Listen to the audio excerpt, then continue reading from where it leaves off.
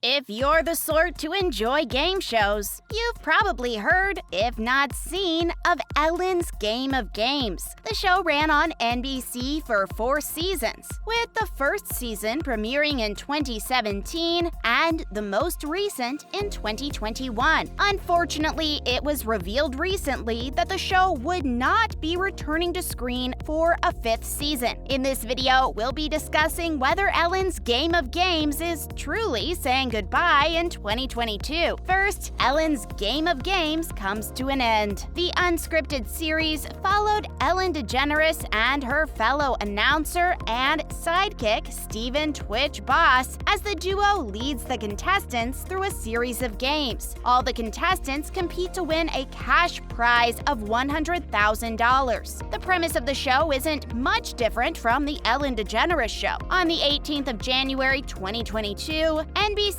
revealed that they would not be continuing with the 5th season of Ellen's Game of Games. This is not the only show that Ellen is saying goodbye to. Prior to NBC's announcement, it was revealed that the Ellen DeGeneres show would also be coming to an end after its 19th season. So is there a particular reason why not one but 2 of Ellen's shows are being canceled? Ellen's workplace toxicity controversy. Many speculate that the main reason why both of Ellen's shows are being canceled is due to the controversies that arose in 2020 regarding workplace toxicity. Let's take a couple of steps back to actually look at how things went down back in 2020. It all started when comedian Kevin T. Porter started a thread on Twitter in March 2020, calling Ellen out as one of the meanest people alive. Ellen has been popularly known for her Be Kind message on her show, the lavish giveaways and acts of charity on the Ellen DeGeneres show acting as proof of the statement. However, Porter's remark was a direct hit to the image she's built and flourished upon for so long. Not long after Porter's Twitter thread, BuzzFeed News also released an article where current and former staff members revealed the racism, bullying, and harassment that went on behind the scenes. Many employees revealed during the interview that they had been fired for taking medical leave or bereavement days to attend family funerals. One employee even claimed that she left because she was tired of hearing comments about her race. Many employees were also instructed by their direct managers not to speak directly to Ellen when she was in the room. Even though many blamed the executive producers and other senior managers for the workplace toxicity, they also stated that Ellen had a responsibility to the workplace as well, especially given that it's Ellen's name on the show. One employee highlighted that it's Ellen's name on the show, she needs to be more involved to see what's actually going on. When the executive producers of the show, Ed Glavin, Mary Connolly, and Andy Lassner were asked to comment on the matter, they sent a joint statement saying that the show's main priority was to have an open, safe, and inclusive environment. The trio expressed how heartbroken and sorry they were to learn that even one person in the production team had a negative experience. They went on to reiterate that it's not the type of environment they promote, it's not the mission Ellen has set for them. They also further clarified that the day-to-day responsibility of the Ellen show fell under the producers and not Ellen. Despite the claims of the production team, the statement of the victims is hard to ignore or dismiss as untrue. One of the employees, a Black woman, revealed that she faced numerous racist comments, actions, and microaggressions during the time she worked at the Ellen DeGeneres show. The employee retold various incidents, the first of which happened when she was hired. A senior-level employee told her and another Black employee that since they both had box braids and that they were worried that the other employees would confuse the two. In another instance, at a work party, the same Black woman was told by one of the main writers that they only knew the names of the white people that work at the show, while the other employees only laughed awkwardly instead of coming to her defense. When another former employee brought up the issue of race and representation, they were dismissed and made fun of. When she asked the producers not to use offensive terms like spirit animal in the segments, the other colleagues started calling her the PC police. The employee also revealed that she asked for a raise when she heard another employee who joined later and was receiving double for the same job. She was told by the manager that they would see what they could do, but nothing was ever done regarding the matter. Later, she was also called into a meeting with executive producer Ed Gavin and was reprimanded for asking the producers to not use the term spirit animals, for suggesting diversity and inclusion training for the employees on the show, and for asking for a raise. The employee revealed that Gavin said that she was walking around looking resentful and angry. After the meeting, the employee quit working at the Ellen DeGeneres show. Another worker revealed that they took a month off for medical leave to check into a mental institution after a suicide attempt. The week they returned to work, they were told the position was no longer available. This story was corroborated by 4 other employees. Another employee revealed how difficult it was to take time off from work, even for serious matters. They stated 3 deferment instances where they were required to take time away from work but had to battle with their managers and HR. The 3 occasions included a medical leave for 3 weeks after a car accident, working remotely for 2 days to attend a family member's funeral, and then 3 days to travel for another family member's funeral. They were eventually fired after the particularly difficult year. Most of the staff members highlighted how the work environment was dominated by fear. Everyone was expected to work long hours without complaints or demands. They even revealed that employees that ignored the way senior-level employees and managers mistreated other employees would get new iPhones, JetBlue gift cards, and other items the show received from their sponsors. The employees also stated that given the environment, they never felt safe to go to their manager if they ever had any issues. In addition to this, there have been rumors for years about Ellen being difficult to work with and how many employees were left feeling unhappy. Ellen's former bodyguard had also recently said that he had a negative experience with her during the 2014 Oscars. He stated that the TV host treated others in a demeaning way.